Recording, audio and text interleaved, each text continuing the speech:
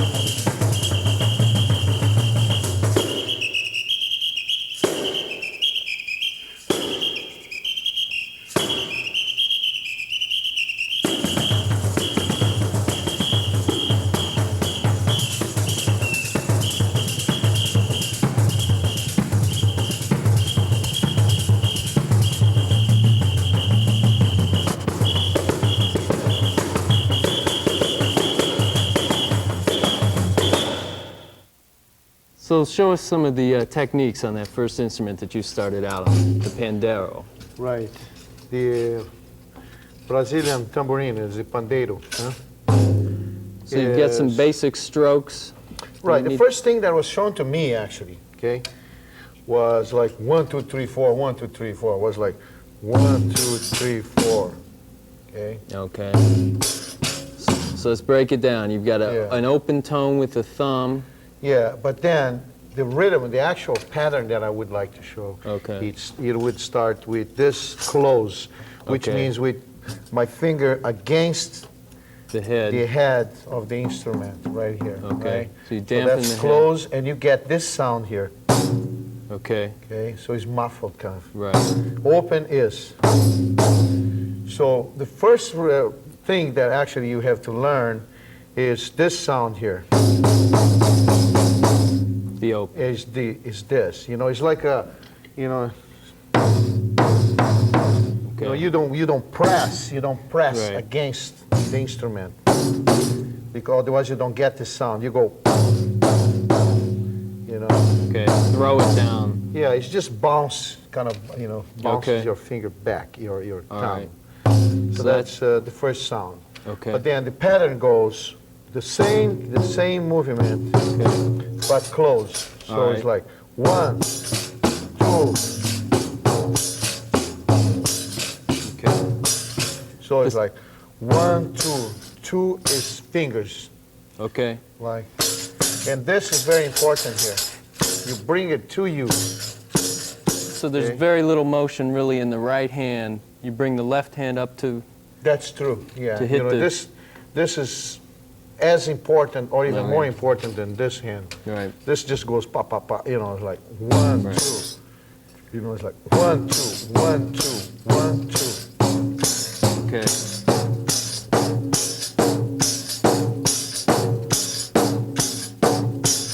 One, two. See, like. Okay. 1, 2, 1, 2, 1, 2, 1, 2. So the motion is really important to you. You throw it down and then rebound. Yeah. Up. Yeah. Right. Yeah, that's cool. I could show you like this, actually. Okay. So that'd be a good exercise just to learn that motion. Then we'll put it in a pattern later. Right. And then you go 1, 2, 3. 3 is slap, right? You go 1, 2. Oh no, 3 is fingers again. 1, 2, 3. Okay. Okay. On the other side, so it's like. Okay. The fingers down there, is it open? No, it's all like this. It's Okay. closed too. Okay. See, 1, 2, 3. Okay. And still close, 4. Right. And then open. Two is open with the fingers here. Actually, it could be all closed. Okay. 1, 2, 3, 4. Could be the 4. 4 is the slap. So it's like 1, 2, 3, 4. Okay. Okay. 1, 2, 3, 4. 1, 2, 3, 4. That's the first movement. Okay. Then the second movement would be the 1, 2, 3, 4 first. 1, open. Open. 1, 2, 3, all open. 1, 2, 3, 4. 4 close. The 2 and 3 are open now?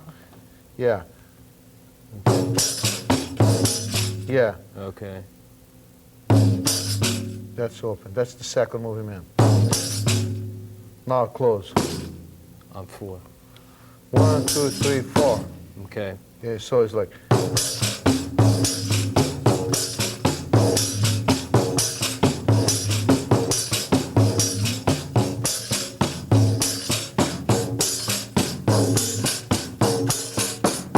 See? So that's the difference, is that the pattern is the same, but it's one it's closed on the first note and the other one it's open. Right, right. Okay. All right. The first, second, and third notes. Okay. Right? Of the Because second it's part. like 1, 2, 3, right? That's all closed. Right. 1, 2, 3, 4, all closed. Then 1, 2, 3, 4, closed. The first 3 ones is open Okay. and then close. So Okay. it's like.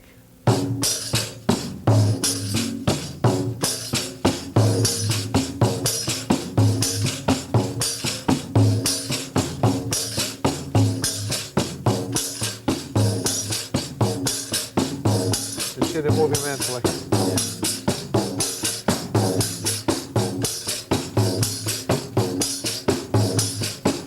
Okay, then.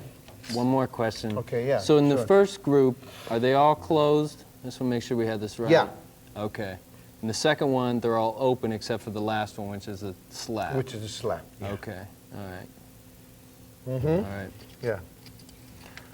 So then what comes next? Then what comes next is the okay, is a pickup kind Right. of thing. So it goes 1, 2, 3, 4, 1, 2, 3, 4. 1, 2, 3, 4, 1, 2. Okay. 2 opens in a row. Yeah. And and 1, and 1, and 1, and 1. So it's like 1, 2, 3, 4. Right, that's Okay. the first one. Okay. Then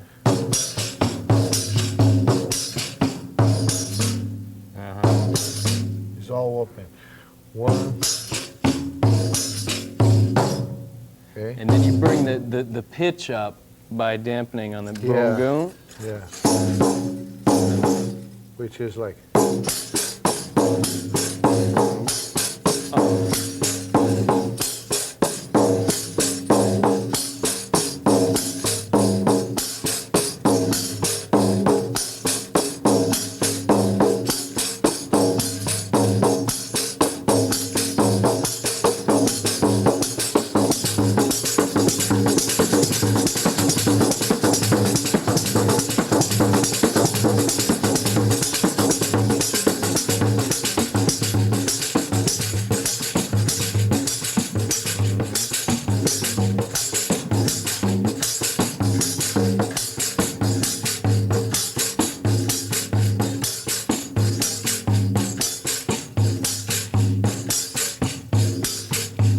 It's almost like you play the surdo here and the Right. counter surdo, which is called, Right. which is, like the rhythm. You go, that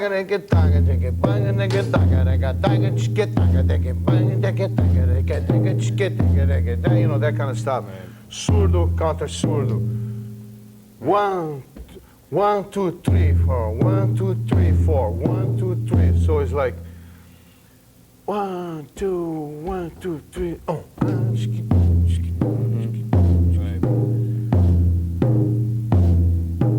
Right. And if you're counting in two, the low notes go down two. Right. Right. And So that's the essence of samba there then. Yeah, it's true. This is like very old-fashioned kind of stuff. And that's, you know, we're talking about the basics, really. Yeah. Which is very important to know, I think, Okay. you know, because from this you can do so many things. Like when I do my solo, you know, I have so many tricks, you know, like, I go like,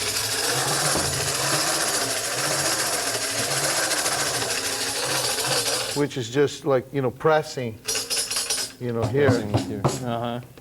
Changing the pitch around. You know, like on top of the mic, it sounds real good with, you know, big speakers for a solo thing, you know. And then, you know, the other thing, of course, is the, you know, and then you go like over here in the back, you go.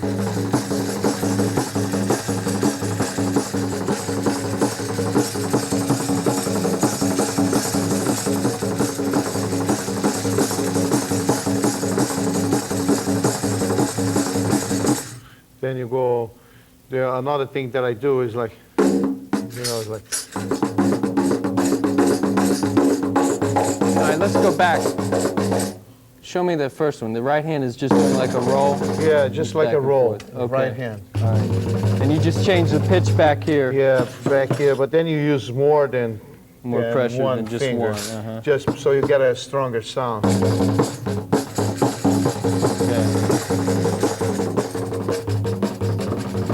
You know. All right. And what was the next one? Then the next one is just, you know, it's like if you play you know, a hand drum. Right. That's not Frame drum, yeah. Yeah, frame drum, right? So let's see.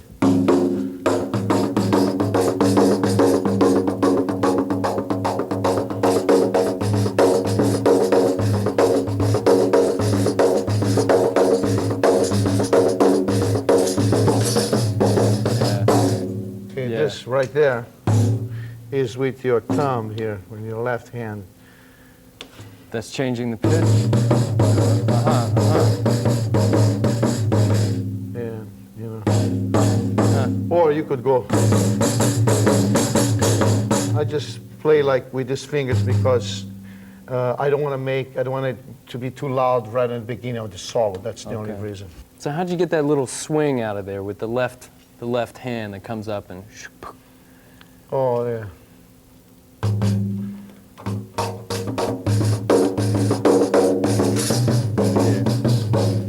Well, I do this because, you see, I'm dealing with this here, right? Okay. When I'm going, you know, when I'm going.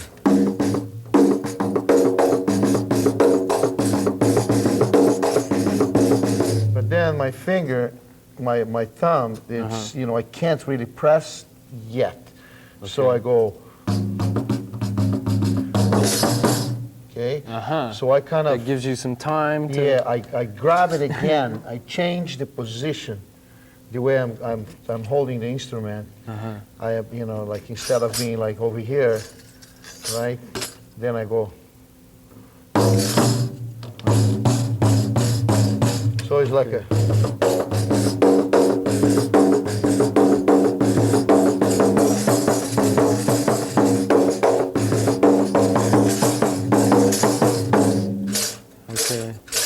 So what I'm doing really, I'm just grabbing it with a little more strength. Okay.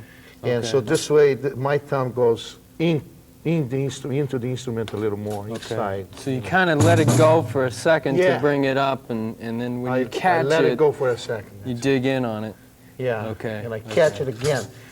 How did you start out? By just working on the different motions that were involved? Or how long did, I mean, that takes a while to get that together. Yeah, it takes as long as it takes to learn how to whistle, probably, you know. Because, you know, whistling, I remember when I was a kid, one day I decided that I was going to learn how to whistle, man, you know. And I spent a long time, probably over a month or 2 months, I don't know, I have no idea, going... Trying to get that sound to come out. You know, and one day, all of a sudden, it just goes... You know, it's like, wow, I whistle. And then you want to show and nothing comes out, you know.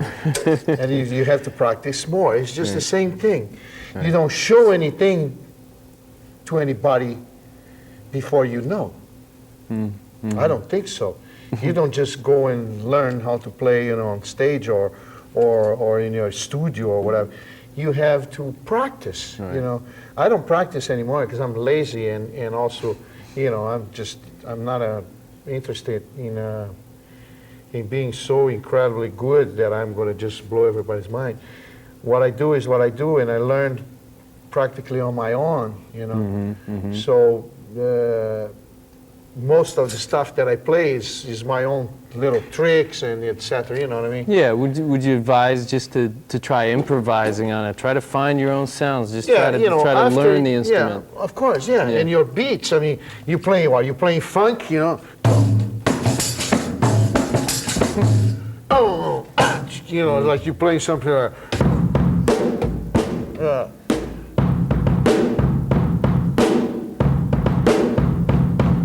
So then you go. Yeah.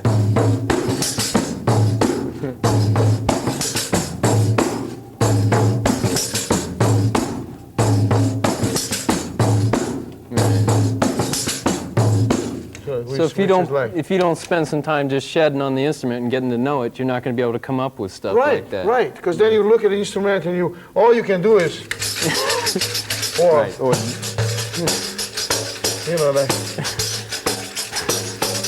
that kind of stuff, which is great. You know, so I like the New Orleans feeling. You know, every time I play New Orleans, I eat lots of oysters and also. I listen to a lot of music. It's a whole different technique because it's my own, actually, to be precise. And dealing with the head and tuning and the size of it and so forth, it really becomes an instrument. Yeah, it's true. You know, it's like, it's your own instrument. You see, like, I don't believe that you go to the store and you buy an instrument and you just take it home and you play. You know, you have to know know exactly where it hurts you, you know. So you have to kind of ease, you know, there a little bit. You always, because, you know, an instrument doesn't really, you know, it's not really like a glove, you know. It's, you have to feel it, you know. You have to, it's almost like you playing, live with it. Playing a grand piano and then you go play the, you know, PX 35810, you know. And then you go, and it's like, wow, you know, this incredible sound, right, comes out.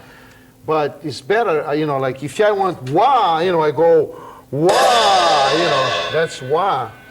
And, you know, or wah, you know, like shran, shran. Or I kind of, you know, I look at the instruments and I know the sound.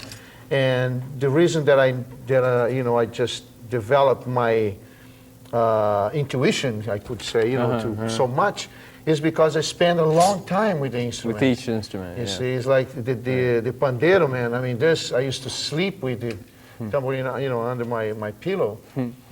And so, you know, it's a very important instrument to me.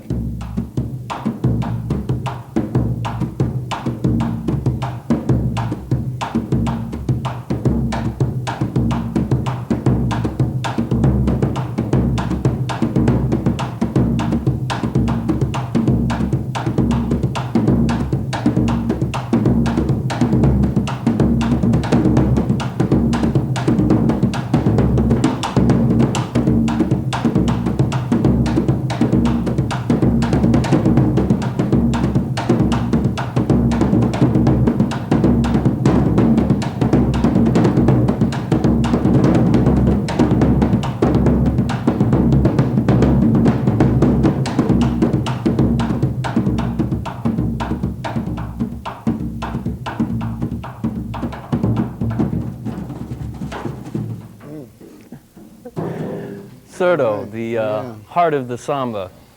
Yeah, that's right. So there may not be that many surdo players, at least outside of Brazil, but can you explain the role that the instrument plays in Brazilian music so that can help translate to the drum set and for people to get the feel of samba? Yeah, well, this is what I mean, this is, as you say, I mean, this is the root of the rhythm, of the samba rhythm.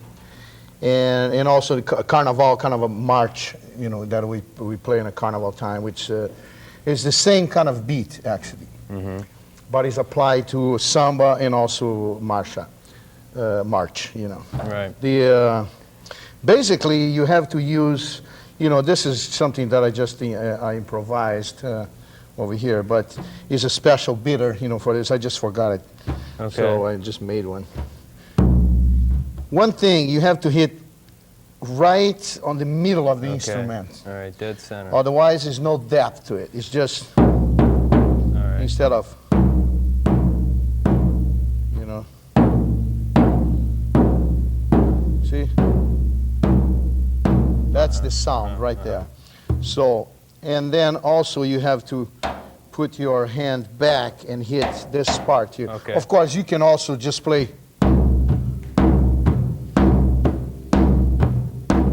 That's like the basic rhythm that, you know. But the, you know, swing is when you go through there. Yes, you know, that's when you're a professional player and you know what you're doing, and you kind of, you know, spend some time with the instrument, then you can go. The first one is close. Right. Right? Right. Open would be, so it's like 1, 2, 1, 2, 1, 2, 1, 2. So it's like 1 is close. Right. Let's say, okay, let's play a samba, all right? Okay, everybody now, okay, let's play a samba. 1, 2, 1, 2, 3, 4. Would be the, you know, like the, for the start, right? So the right hand is just bop, bop, and then it's in between, you're going there. Right. And the open tones, that's all coming from the left hand. Right. Okay. Now that's, I like that there's a little pickup and. Yeah, for the swing, right? Right. Actually, you know, a nice beat, like a complete cycle kind of beat would be.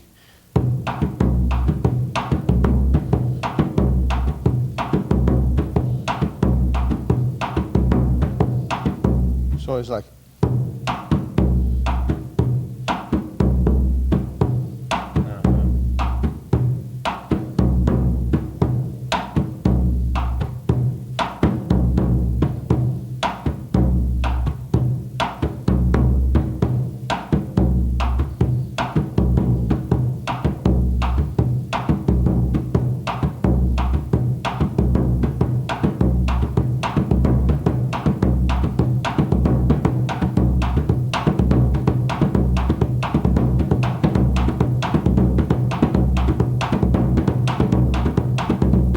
And there's another one that goes, yeah.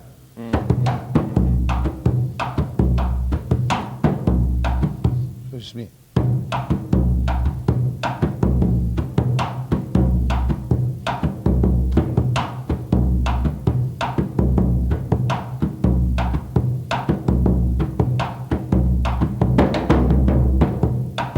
If you want to give it a little kick. Now, what about the little turnaround that comes at the end of a phrase where boom, boom, boom?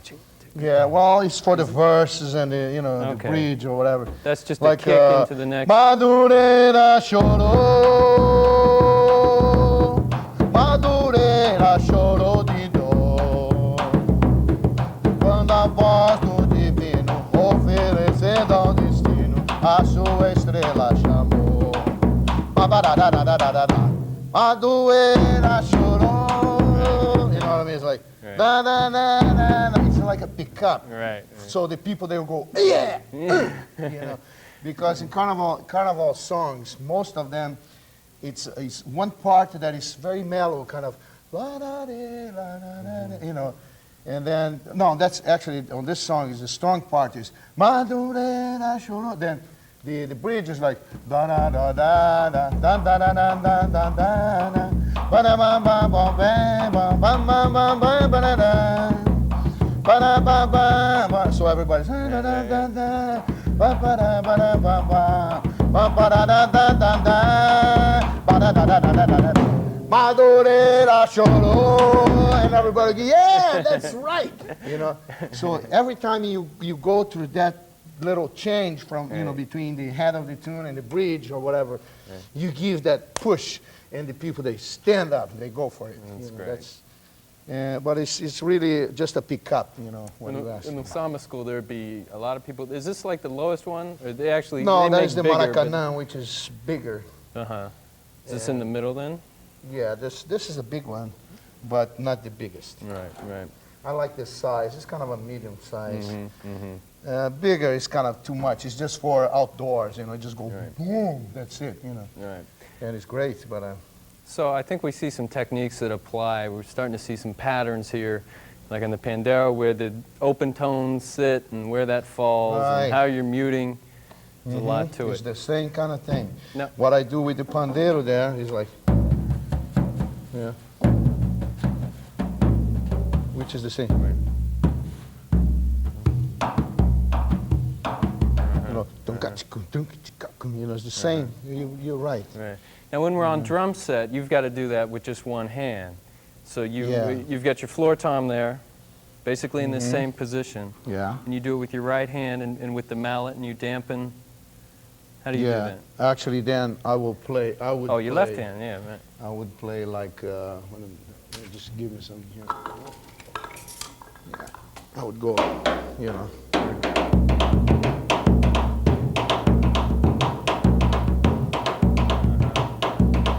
This is a nice, very nice rhythm, by the way, to be played like this.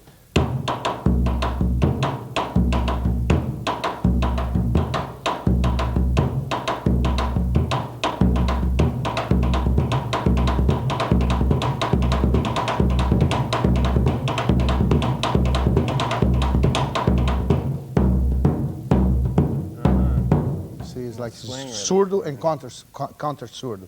Down, ding, down, ba. Bam, bam, bam, bam. See? It's basically it's the same. You would move that up to the toms. Then. Yeah, that's why you see, like, when people, they ask me specifically, how is the maracatu rhythm or the caterete rhythm, you know? Or, you know, what is the difference between the shot in South Brazil and in Northeast Brazil, and so on and so on. See, I never really bought any books by anybody and read them so I can tell them exactly what it is. There are some basic rhythms, Brazilian, Afro-Brazilian rhythms, that they have been, you know, they've been there forever, and they are the basic rhythms for everything else that is going on top. And then in different states of Brazil, we play it differently, those rhythms, but basically they are the same. Variations, yeah. Caxixi, in reality, this is the caxixi, it's the small one. Smaller. This is a caxixi too, but this is from Africa and this is from Brazil. Right. You know, but let's say this is a caxixi. Shakers, let's say shakers. This is a shaker too, you know. Right?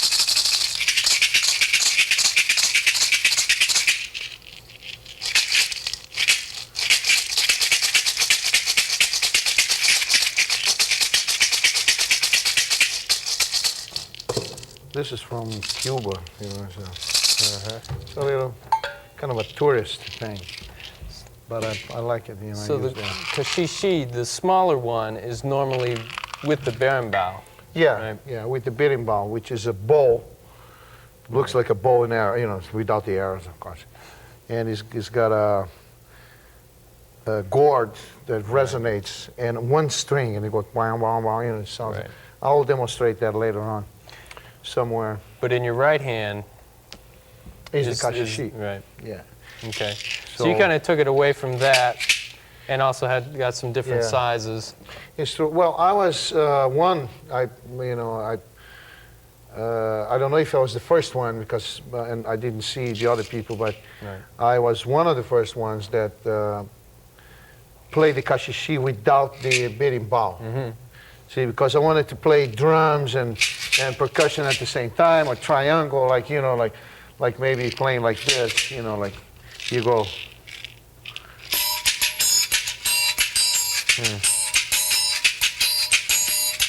And then you go on the bass drum, you go.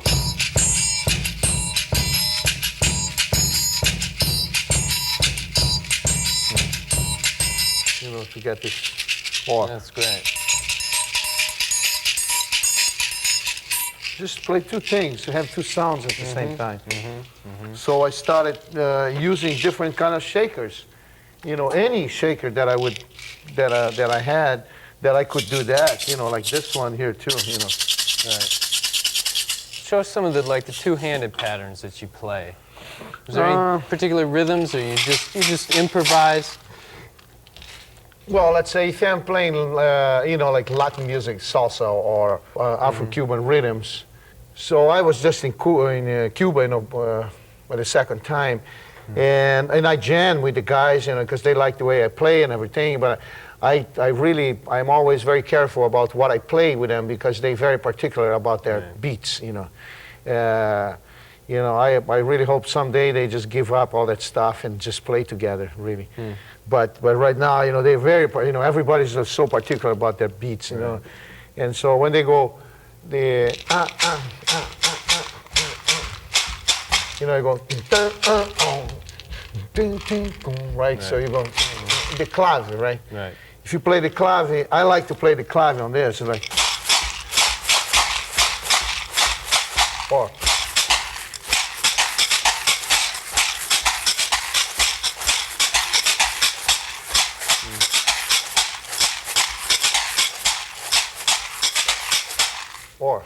Or you can play even 6/8.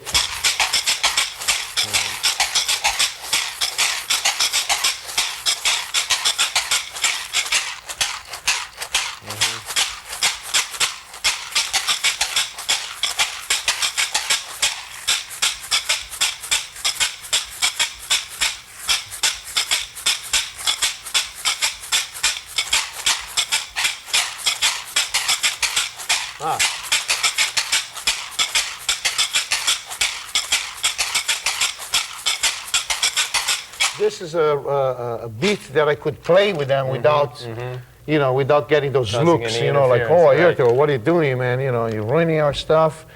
So that was a good thing, you know, for me. It's a good thing for people to learn, actually.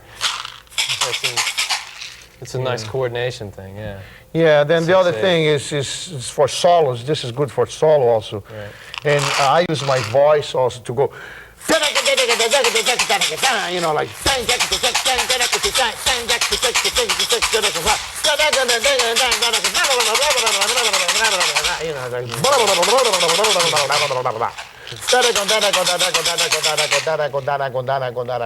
you know, I think people, they should use whatever they can, you know, like if you can beat something else with your foot, just go ahead and do it.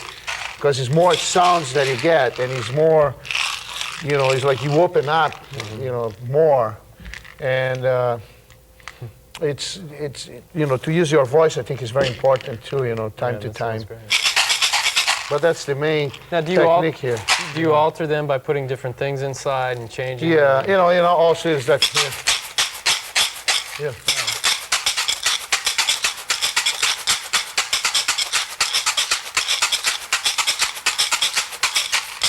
You know, it's this movement here too. Some people, they really can play this thing very well. Wow, that's good. So, you know,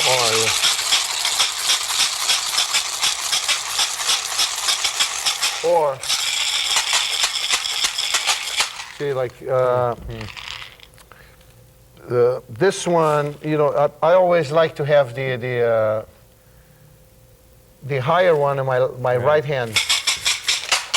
And then the lower one here is like ching ching ching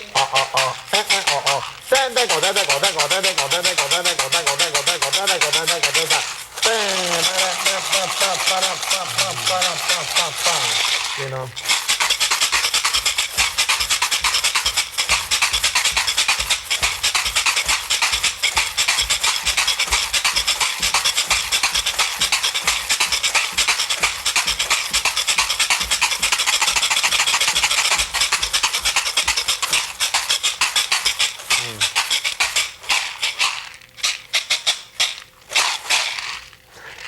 That's great. So you have less What do you have in each of these? Well, it's pretty much the same thing. It's a little seed. It's a black and red seed from Brazil. It's called mulungu. But you can put little pebbles also, you know, like the pebbles are nice. I wouldn't put beans on it because beans, they break. You know, corn, it's okay. I mean, like popcorn is okay, but then you get that more fine kind of sound tss, instead of cha. You know, this is more like, this is my loud ones, you know, it's like, right? Because I play live a lot, you know, and this one is the other one. You know, this one has got corn in it, I'm pretty sure, yeah. So you just put more of it in there to create the bass, the lower No, pitch? it's the sound of the instrument, you see. Oh, okay. It's more of the instrument. Yeah, it's just, and also what I do, I paint this with glue. You know, like the white kind of glue. I get a brush and I paint the instruments with glue, so they are solid. You know, you can really, you know, look at this. They are solid. You don't break them. You know. Otherwise, you know, they just fall apart. You know, after a month or 2 months, they're gone. So what I do, you know, and then if I close this a little more, if I paint a little more this one, it gets more. I get more lows out of it also, because it closes more. You know, it's like, you know, sound is like that, right? It's like air. It's like, it's close. You know, the sound gets, like, you know, like lower. You know, register, and then you go. So this one is more open, as you can see. You know. And this is more close. Show me the tamborim. Oh, okay. Not the pandeiro, right? The tamborim. No. Okay, tamborim is a small drum, and is used mainly, actually, in Rio de Janeiro, for samba, yeah, in samba schools. And there is 2 ways to play. It's the right way and the way I play. No, actually, yeah, I never really learned the right way, which is, it's pretty much like.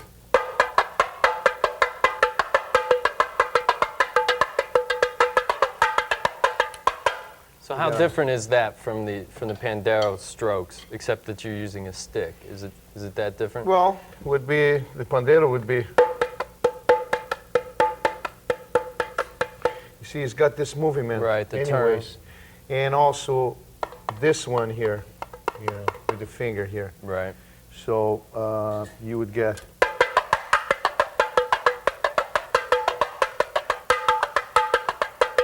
Okay. 1, 2, 3. So it's like 3. How many opens? 3 down, 3 open. Right. No, 2. 2 first. 1, 2, 1. Close. Okay, close. 1, 2. So the first 2 are open. Then the third one is closed. Okay, with a turn. With a turn, and then 3 open. Okay. Okay, so it's like.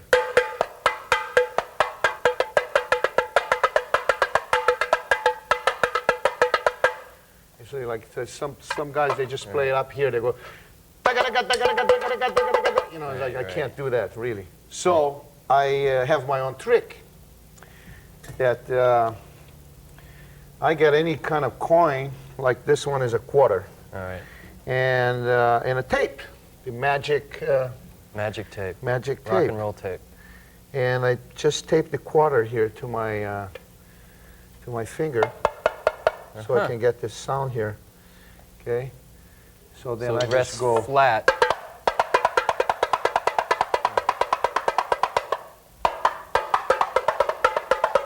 So then I go.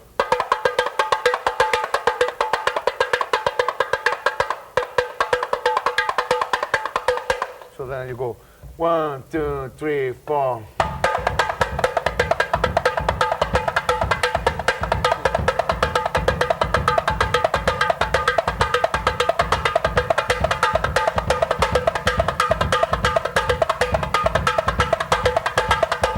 Right. So that way, You know, you can vary different kinds of rhythms in this. You know, depends what you play and what kind of song you're playing. And you don't have to keep a straight pattern going with the right hand because that breaks it up. You don't. I vary a lot. Actually, in Brazil, would be very hard to somebody to really put a video together or a book saying, okay, these are the Brazilian rhythms, because in Brazil, from one, sometimes like in Rio, they have different samba schools, right? Right. But they all play different from each other. It's at least 40 or 50. I mean, probably much more. But and they all have their own style, their own samba, different kind of samba and marcha that they play. So marcha is like a marching kind of thing. Is that based on different neighborhoods or yeah, it's based on different neighborhoods, and they know, who is coming. They don't have to see if they hear the talkies of the Escola de Samba, how they sound. They go, oh yeah, that's Portela, or or they know everything. They know of each other. Right. So just by the sound, like from far away. So I'm just showing you a practical way that I found out, instead of just practicing a lot, an instrument that I didn't grow up with. Right. Because this is from Rio, I'm from South Brazil. It's like it's a whole different ball game. And so I just do it like this.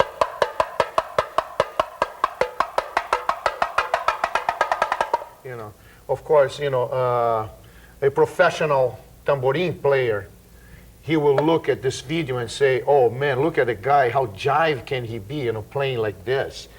Because the guys, they are ridiculous. They play real good and real fast and clean. But that's all they do. Right. They can't, most of them, they can't play cuica or pandeiro or a good ganza shaker, a good shaker. They cannot play that. They don't play that good. But they play one thing real good. Can you show us some cuica techniques? Again, the way I play the cuica is not right. But it's the most practical way, the way that I could get a better sound. Especially because I don't wear a strap. A real cuica player, wears a strap. And this, the cuica is strapped here, and plus this one is a little cheap one that somebody just brought me, from Brazil. And then when you have the strap, you have it like this already. So you use your hand up here, and with this finger here, and actually with two fingers, sometimes these two here, you press as close to the center as you can without touching the center, the actual center. Right. Because inside there is a bamboo stick. Right. And if you touch the bamboo, it won't vibrate. It won't go, you know what I mean? So the bamboo goes through the head. See? So if you touch the bamboo goes through the head and is attached to the, right on the center. So then you play like this. That's the right way, right? Like this. Real close, almost touching it. Yeah. Now, I play like this with my thumb because I don't wear the strap, so I have to hold it. Right.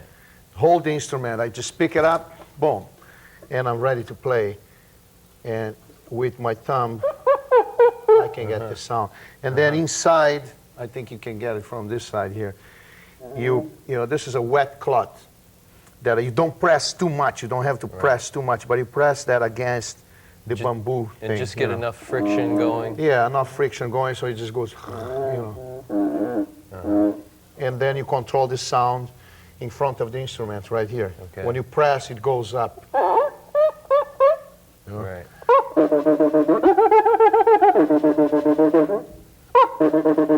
So you're going...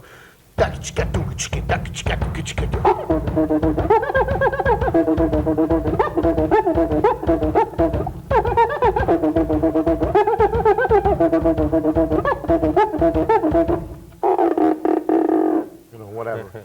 So that's it for the cuica. So it's all a pulling motion with the right hand. Yeah, well, it's a pulling and pushing also. See? Okay.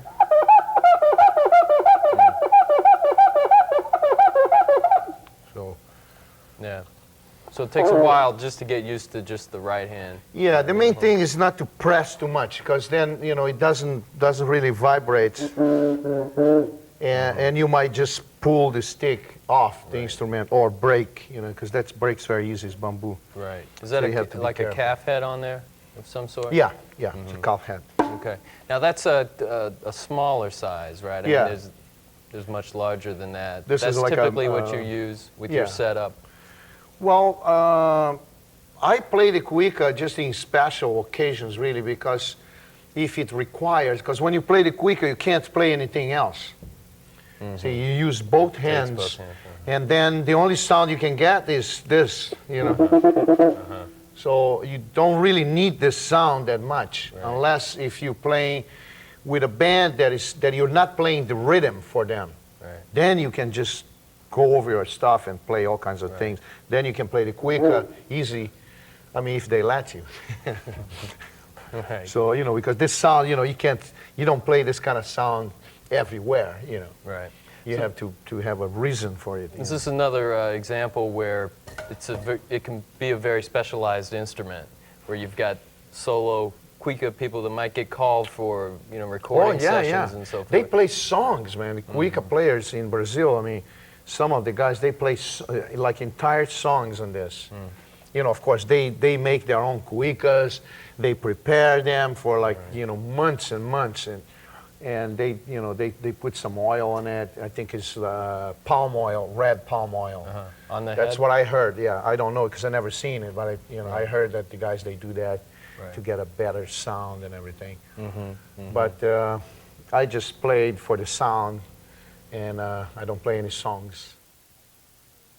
Let's move on to the triangle. That's a predominant instrument in the style of Bayonne. Right. And is that kind of where it originated, or do you just find it a lot in that music? Or?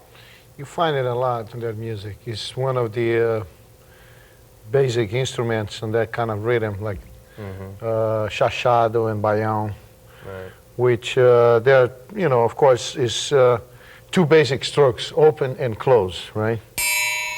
And then close. So usually, okay, you always hold it rather than people, they suspend it? hold the triangle like this on their toe, you know, and they control here, or they hold over their fingers like this. It's more common. But then you don't get a good sound. The ring. So what I do, I get a little, you know, a piece of string or whatever. Okay. This is I got from my luggage, you know, from my. The luggage tag? Yeah, they give you this at the airport. Which is, so it's got some elastic and yeah. But it doesn't have to be that. Okay. So what happened is, see, I make a little ring and I put the ring on my toe. See, so then you get a free sound. Right? So then you can go. Also, you don't hold this too hard. You kind of lose, you know. Otherwise, you get.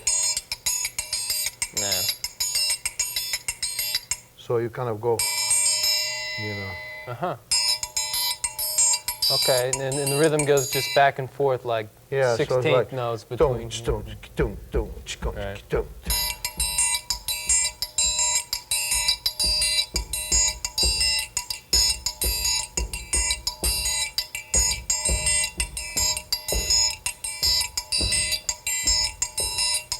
Okay.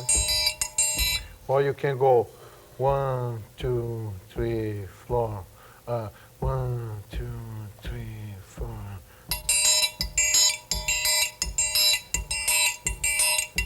Should be. Or you can go like 1, 2, 3, 4, open.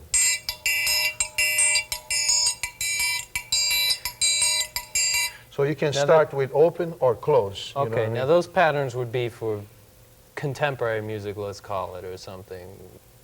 The Bayonne pattern, it's got an open tone with like where your first bass drum beat would be, and then it's open also on where the next one is. Boom, to boom, boom, boom, to open, open. Can you play it again? It's like One. Open.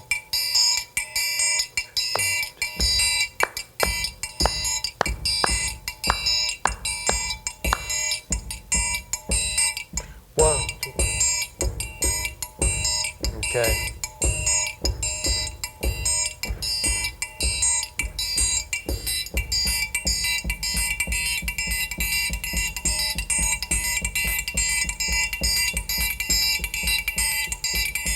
See, like you kind of, you almost like just go like, you don't go, you know, Right. because if you stiff your hand, immediately you get tired.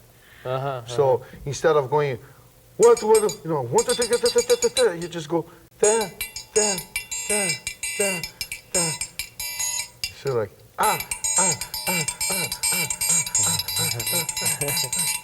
instead of, it gets too confused. What about some of the pop dates and stuff that you've done? Oh, it's more recording like- sessions. Yeah.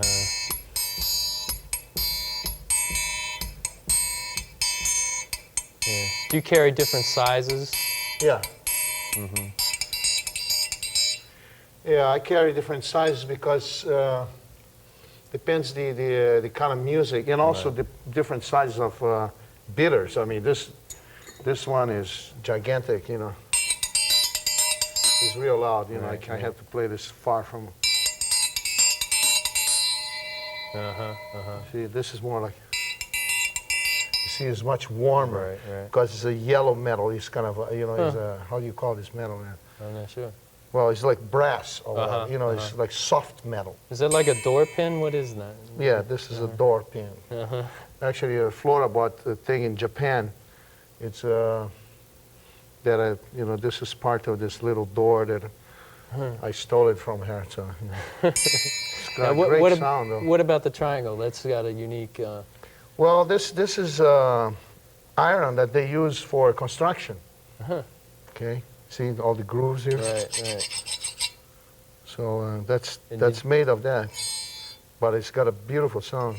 It's a great sound. And it's you know, it's strong. I mean, it's loud enough to cut through, you know, most of, you know, even if everybody's playing, you can get a nice hard, you know, bitter, and you go.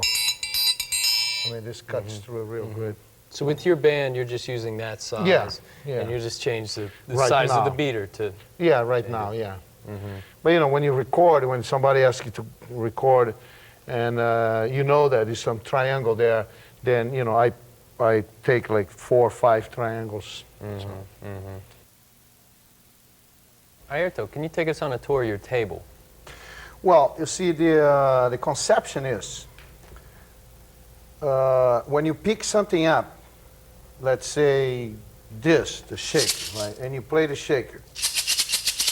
And then you pick another shaker up and you go, right? So it's nothing else you can play because your hands are taken, both hands. So I wanted to play more sounds always, right?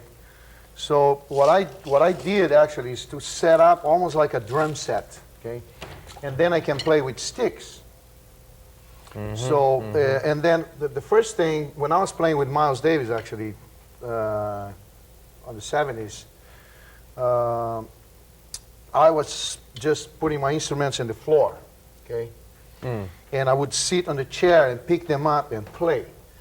And which, you know, worked out well with that band. But then if you're playing also the groove, okay? You know, how can you keep the groove and play all the colors and everything? It's kind of hard. So then I adopted a table, a small table. And then the second thing, Peter Engelhardt, which is a friend of mine, that he makes all this stuff here. He's a metal sculptor and instrument maker. So Peter built a table for me, like a special table, nice. It was not even this one; it was an older one.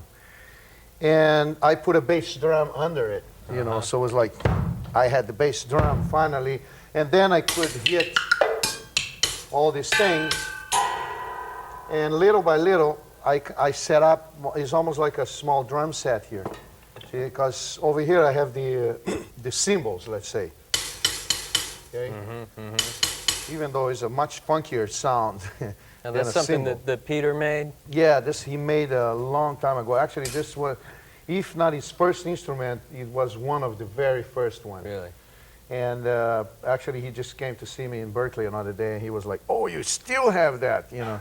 So it was something I like this because it's got a good sound, and it's, you know, pretty funky, right, natural, even though it's metal. And I can hit this, you know, like real hard and never breaks. So, you know, I can really, you know, take big, good blows on this. Now, what's the pad on top of that? Well, that's for my special things here. I have these two brushes here, which, you know, this one, let's say you have this sound. It's more metallic, right? Right. Then you want a more natural kind of sound. You have this. So then it's like, this is almost like tom-toms. See?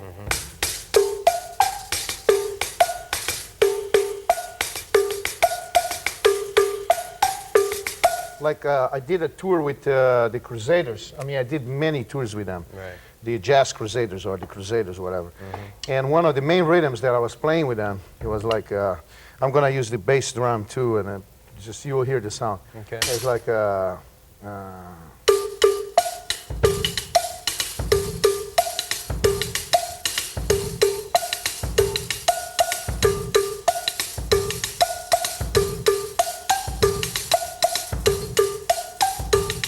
so I am actually using this as a cymbal or a hi-hat. Hi-hat, yeah. And this as tom-toms.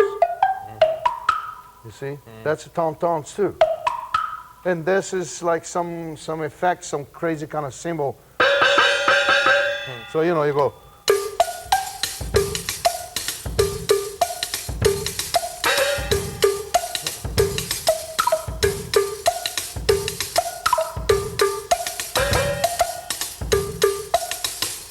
But the main axe really is this one here and the bass drum. And all those you can get from sitting down. Yeah, because, you know, when I sit down, I can reach, you know, everything here, you know. You know, like a...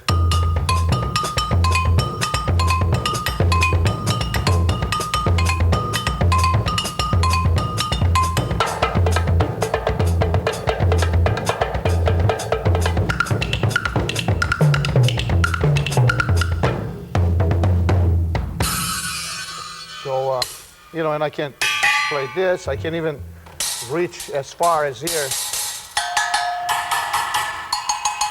and here. And you also ride on, these are also Peter's. Yeah, I ride on this You ride too. on the springs. Yeah.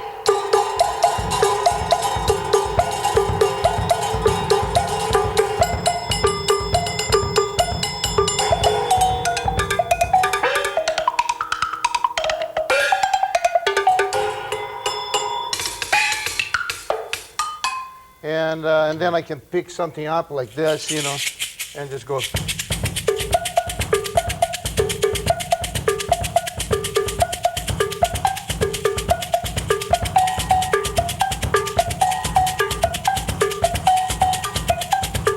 Those are different patterns, you know, or something like this, you know, go.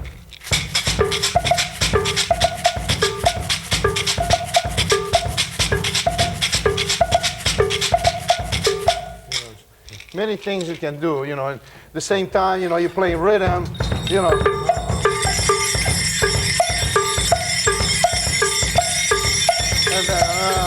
And you put it down, you know. I never put these things down like this. Actually, I put it down much more gently, you know, like gentle like this, blam. So you don't make too much noise when you put things down. Right. And I kind of, what I do, I keep an eye on everything that is on the table. I know exactly where they are. Right. So, you know, if I need a sound right away, I just go, yeah, boom. Right. And I have that sound, you know. Do you keep your metals together and your woods together? Actually, it happened kind of naturally. They are kind of together, but I don't try to do that, you know, separate metal. I play, let's say, as a sound, yes, but not the instruments. You know, I don't have to keep all the metal in one place. Okay. But you're right, you know, it's kind of, they're concentrated right here. Now, the one thing that I've noticed when we were setting up yesterday, you've got all these things on tape. There's tape underneath. That's the key to letting them vibrate and sound, and also keeps them in place from Yeah, it's running true. around. I mean, listen to this cowbell here. It's a full, nice, full sound, right? Now, okay, you take this and you put it down. See? This is what you get, and this is what you get. See, it's a huge difference. So what I do, I put one tape over here. Forget about Velcro, doesn't work. Okay, I'm sorry, Velcro, but you know, I tried everything really. And you put, you know, another little ball, you know, with the tape. You put it over here. Don't put it in the center because then you take the sound out of the instrument. So you put it over here, one here, and one right here, and you keep this area open for resonance. And then the instrument is in the air. You see? That's great. It's right. It's suspended. That works kind better for you than having the things mounted and Yeah. rods and all that. I don't know. I like funky things because it's no complication. You know, if the tape comes off, you make another ball and boom, and that's it. And then if the mouth, you know, breaks, then you have to call somebody, you know. And it's no good. You know, you have to be able to fix your own things. Otherwise, you know, it's just, you need a technician 24 hours a day to take care of your stuff. You've got them taped up too on the mouth here, right? There's a little pad inside this one. a Yeah, little bit. yeah, so they don't ring too much. They don't go bang, bang, you know, like this one here. See? The difference.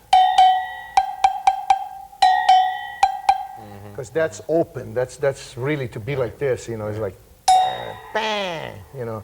But this, I don't want them to. I want this to sound almost like drums, you know. Like round.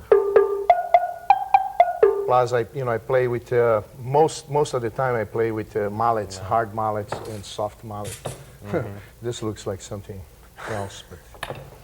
So anyways, then I have other things here. I have, you know, my little toys here, Japanese toys, you know.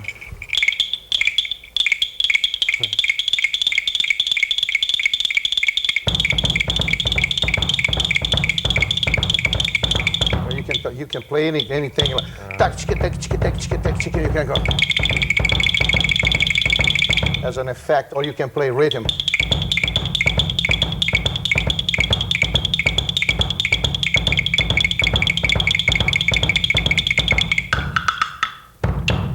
And when you're playing live and also in the studio, do you mic in stereo and then play things to actually, different yeah, mics, it's just the way it is now. You know, it's one mic. Actually, I put the mic right here, so I get more of this and less of this, because that's too loud. So I try to keep the microphone away from the loud stuff. And this one is okay like this, because it will pick up. And this too. Okay, this is pretty loud, actually. And so the mics are just like that. And you know, this one here, when they have enough microphones, then I use one in the middle just for my, you know, my main acts here. Okay. And then, you know, I have other things to just make sounds, like nature sounds. Right. You know, like a free thing. They go, hey, ah, oh, ah, oh, hey, ah, oh,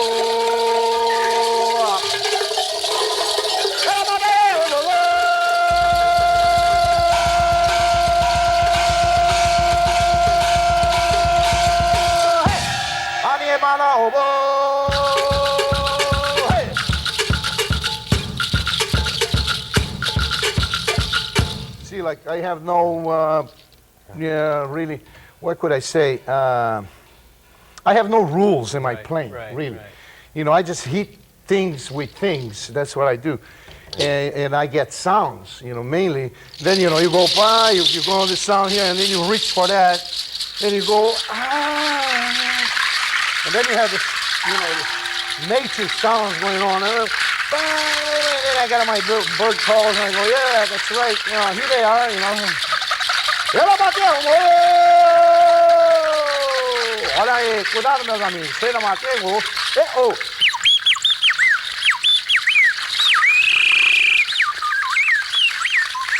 Epa! Sugar vai pegar! Opa! Olha aí! Tem mana! Olha! Olha lá!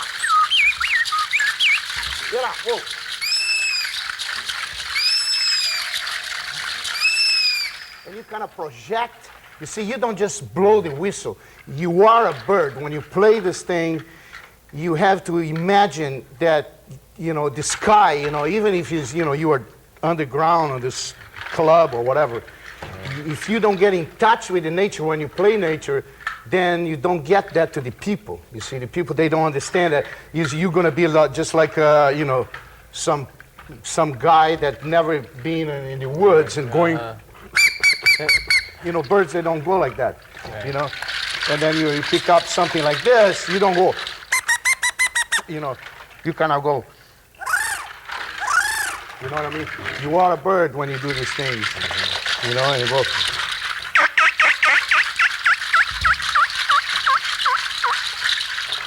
You know, so then you go, then you go to metal, you know. Put this now, yeah. Then I have this thing here that goes.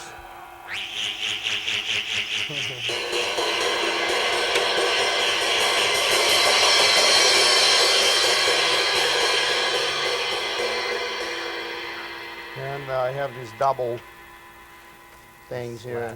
I don't even know how they call, but you know, I buy them in Germany. They're great.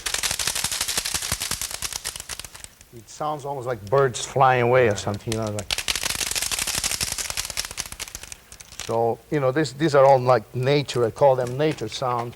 I used to take long walks. I mean, like 5-6 hours walk in, you know, in the not in the rainforests, but you know, in the woods, pretty heavy woods actually.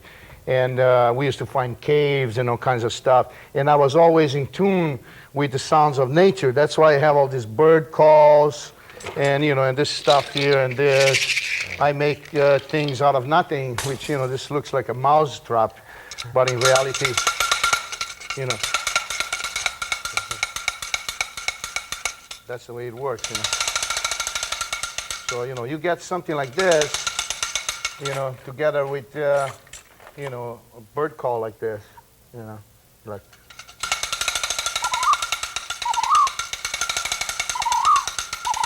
You know, the wooden sounds and the bird calls and everything. It becomes totally different. It's all of a sudden you take the people out of the city reality, out of the place, you know, they're sitting, they're watching you play, and if you transport yourself mentally to the places where you're playing, you almost like representing nature when you're playing that. So then you take the people with you. They just, you know, they love it, man. You know, they get amazed with this stuff. And, you know, I have other things here, you know, like this, you know. And I have things like, you know, this is from an old refrigerator, actually. You know, and this, I don't know yet what I'm going to do with this. This was a vase that they gave me in Japan right now when I was playing there, you know, so far. But I'm going to make some, you know, a hackle out of here, a guiro, whatever. And maybe a shaker, you know, who knows? It's just, that's, you have to have imagination for everything, actually, in life, you know. Right. And imagination without the experiences is not going to cut it. It's not just a matter of just practicing these things. It's also experiencing them. Yeah, I mean, you have to live with your instrument, you see. These days, it's not music, it's show business. It's music business. And it's a whole new thing that the new generation of musicians, they learn, actually, that if they know how to deal with some computers and business, you know, it's like, okay, they can program some drum machines and things like that. And they can sample some great sounds like this one, you know, or whatever, right? If they can sample this and they can put inside of a cold metal machine and press the button and they hear this, you know? So they think, okay, now all I have to do now is to get a lawyer and a manager and everything will be okay. You see, that's not the way it goes. You have to have love for music. You have to have respect for music. You have to live. That's your life, man. You have to live that stuff, you know. Otherwise, you're not a complete musician. That's my way to see it. Even though you could be a very rich man in 5 years, but you won't be happy.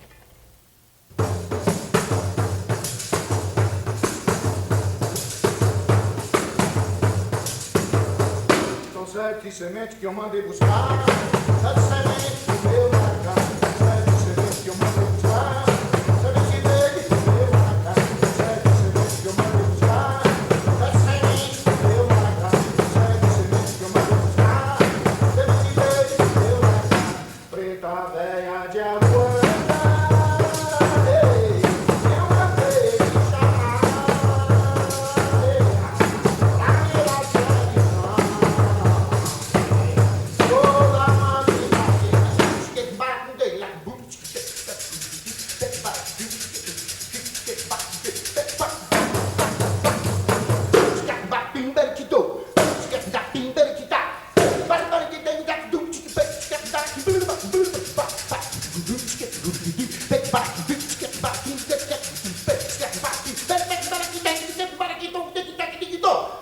dar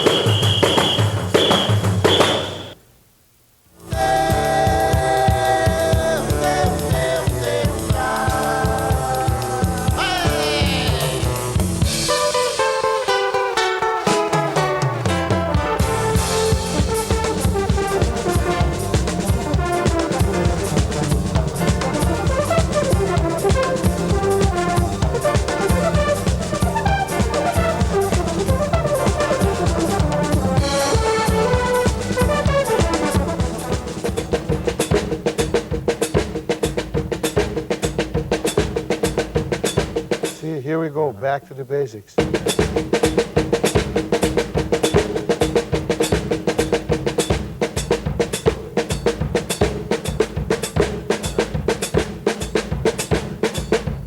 So if you're playing offbeats, the second note of the bass drum phrase is an offbeat, so they'll be together. Right. Yeah.